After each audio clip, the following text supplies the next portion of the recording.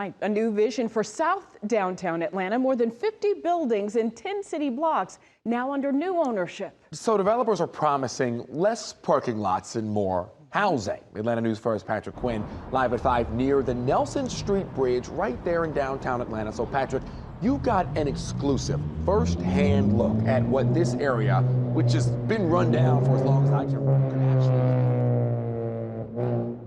Alan, it looks pretty cool. I'm not gonna lie. Getting to walk these 10 city blocks and seeing what the potential could be, it's a little exciting to see. Yes, Nelson Street Bridge right here, and one of the biggest things developers want to see is less parking lots, especially unused parking lots. There's nothing there, and instead they want to see housing. It's a big project, it's a big dream, but it's being driven by local developers.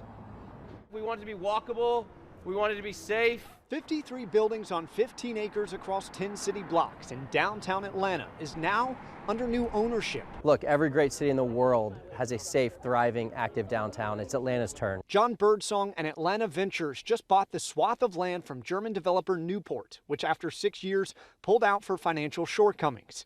John would not divulge the financial details of this deal, only telling me it was a pretty penny. John is taking a risk. Many buildings are vacant, run down, but the local native said he's committed to seeing South Downtown rise. It's only a risk if you're not long on Atlanta, and we're long on Atlanta. So block after block we walked and listened to what this area could one day become. As y'all can see, I mean, the 6 acres of parking lot leave a lot, there's not a lot of activation and energy, and so we want to get rid of the parking lots, and we want to build something that that brings life and energy to the heart of the city. John detailed the area's rich history and 40-year potential.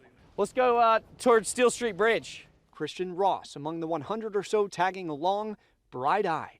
I would love to see housing. I would love to make sure that it's not a food desert, that there's lots of, maybe 2 grocery store options, that there's restaurants, and that there's walkability, because that's going to make the difference.